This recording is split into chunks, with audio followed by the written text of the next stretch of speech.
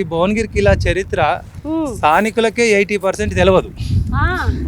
చాలా ఎందుకంటే దాదాపు 8 తరాల రాజులు భువనగిరి కిలాను కేంద్రంగా చేసుకొని పరిపాలించారు. వాళ్ళకి సంబంధించిన ఆనవాళ్ళు మన భువనగిరి కిలా మీద కనిపిస్తుంటాయి. కానీ వచ్చిన వాళ్ళందరికీ అది చెప్పేవాళ్ళు లేక, దానికి సంబంధించిన ఇన్స్ట్రక్షన్ బోర్డులు లేకపోవడం వల్ల, పైకి వెళ్ళడం దిగి రావడం వల్ల వాళ్ళకి ఏంటంటే అద్భుతమైన కొండను చూసినట్టే కానీ ఆ కొండ మీద జరిగిన సంఘటనలే కానీ ఆ రాజుల యొక్క చరిత్ర ఆనవాళ్ళు తెలియకపోవడం ఒకంత వాళ్ళకు నిరుత్సాహంగా అనిపిస్తుంది. ప్రస్తుతానికి డెవలప్మెంట్లో భువనగిరి కిలాను దాదాపు సెంట్రల్ గవర్నమెంట్ స్వదేశీ దర్శన్ కింద 118 కోట్ల రూపాయలు భువనగిరి కిలాకి ఇచ్చారు.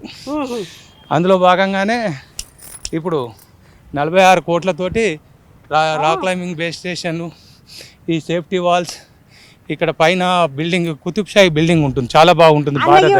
కట్టడం ఏదైతే ఉన్నదో ఇదంతా గోల్కొండకి కుతుబ్షాహిలు ఎట్లా కట్టినారో అట్లనే ఉన్నది కదా. అయితే ఇంతకుముందుకి ఇక్కడ మట్టి కోటలు ఉండేది, అది ముస్లిం ఆనవాళ్ళే. 2013లో మనకు కొంత సెంట్రల్ గవర్నమెంట్ డబ్బులు ఇస్తే ఆ రిపేర్లో భాగంగా ఆ గుమ్మటాల లాగా ఉండేటి ముస్లిం ఆర్కిటెక్ట్. బహుమని సుల్తాన్లు వచ్చిన తర్వాత కూలీ కుతుబ్ షాయిస్, మొఘలాయిలు వీళ్ళందరూ వచ్చిన టైంలో కూడా వాళ్ళ కట్టడాలను మొత్తం ఈ గుమ్మటాలుగా చూపిస్తుంటారు. కాబట్టి ఇవి మనకు దాదాపు ఢిల్లీలో కూడా మనకు దరిదాపు అక్కడ అలానే కనిపిస్తుంది. ఎర్రకోట ప్రాంతంలో కూడా కనిపిస్తాయి. కాబట్టి వాళ్ళకి నచ్చిన, వాళ్ళకి సంబంధించిన ఏది ఒక వాస్తు శిల్పం, మనం వాస్తు అంటాం కానీ వాళ్ళకు నగిశీలు అంటారు, వాళ్ళ సంబంధించిన కట్టడాల రూపం అన్నట్టు. దాన్ని బట్టి మనకు తొందరగా తెలిసిపోతుంది హిందూ ఆర్కిటెక్ట్, ముస్లిం ఆర్కిటెక్ట్, ఏ రాజులు కట్టించిండ్రు అనేది తెలిసిపోతుంది.